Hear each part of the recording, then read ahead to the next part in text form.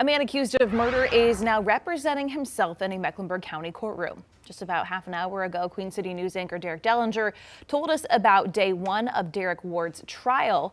Ward is accused of strangling and raping his cousin in 2010.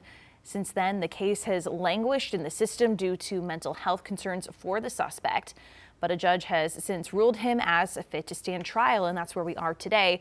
Chief Legal Analyst Khalif Rhodes joins me now. And Khalif, in your expert opinion, being your own defense attorney, as being one yourself, representing yourself, not a smart move usually. Absolutely not. Even if I was charged with a crime, someone that handles defense cases all the time, I would not represent myself. I would hire someone. I would look for the best in the business because I know I wouldn't have the mental capacity to deal with that because my emotions would get in the way of doing what's logically right or what is ethically right. And so I would hire someone else to do this and step out of the way and allow them to do their job. So absolutely a terrible idea to represent yourself for multiple reasons that we don't have enough time to talk about on air. But for sure, I would say that most of them involve the lack of knowledge. We're going to school for 3 years. We're taking the bar exam, and that doesn't prepare you to handle a criminal case, specifically a murder case, a capital case. And so you need years of experience. You need time. You need to go in there and sharpen those skills time after time after time, which you obviously can't do on your own case. Not at all. Not a good idea. And we've already seen some issues this morning that Derek mentioned with pretrial motions and just the legalese of getting all these things done. But why would someone,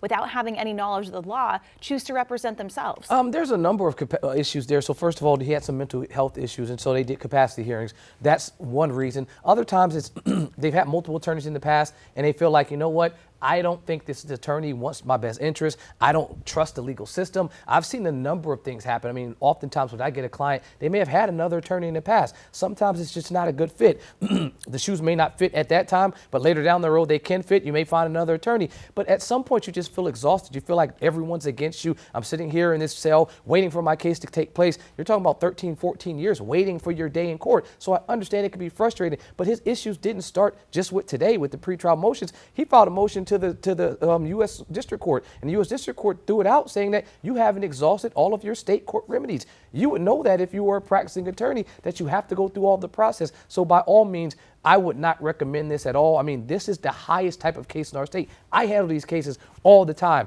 When it's a capital case where they're decided to seek the death penalty, you don't want to even do that on your own. You want co-counsel, you want additional help, you want 5, 6, 7 ears to be bouncing things off of. You don't want to be having this as your first time. I wouldn't recommend a person doing an assault on a female case where it's a misdemeanor charge, let alone a felony case where you're talking about murder. Well, and I mean, as you mentioned, it's a very serious case. It's not just defending yourself in a driving incident or, you know, a traffic ticket. So we'll continue to see how this trial goes for that gentleman. I hope that he gets some assistance outside of the counsel that they have on the side, because by all means, his life is on the line right here. All right, Khalif, thank you so much.